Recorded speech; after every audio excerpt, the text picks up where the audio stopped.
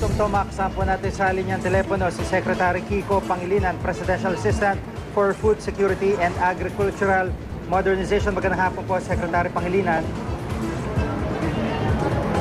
Hello? Secretary, magandang hapon po. Secretary, magandang hapon po. Yes, good afternoon. Magandang hapon. Apo, at ito po unang-una, paano nyo po natunton o na-track down ito pong bodega po, na itong rice mill na ito po? Well, mula nung tayo po ay nagbigay ng ating contact numbers, marami pong nagbigay ng mga tips sa atin. Tapos nung nakaraang Martes, nagpulong po ang NFA, kasama po ang CIDG at ang PNP. At nagsanib puwersa po at nag-coordinate. At ito, nag-umpisa na ho yung, meron na pong mga tips na nakuha po at nung Martes po yon. So itong ngayong madaling araw, naumpisa na po yung ating yung trabaho ng task force, yung ating interagency task force.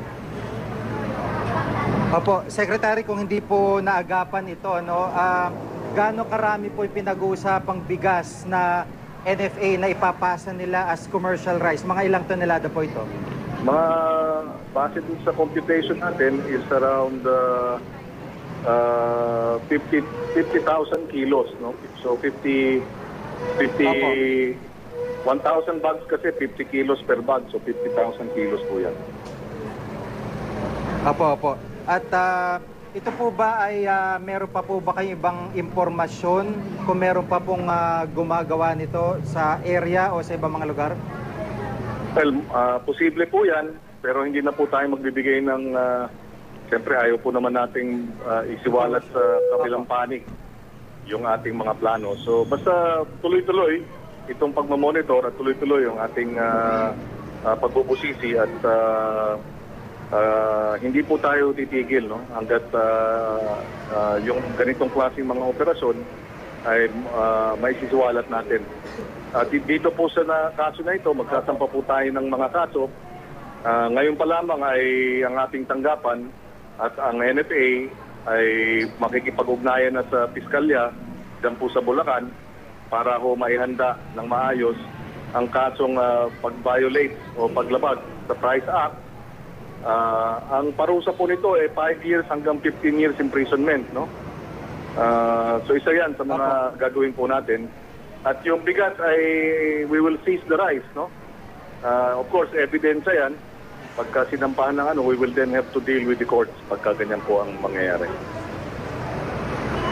Opo, at bukod po dito sa price, issue po ng price na isasampan yung kaso, nabanggit ho yata kanina na may economic sabotage din na ipa-file na kaso dito sa may-ari nito?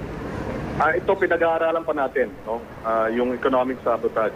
Kinakailangan magkaroon pa ng mas malalim na investigasyon.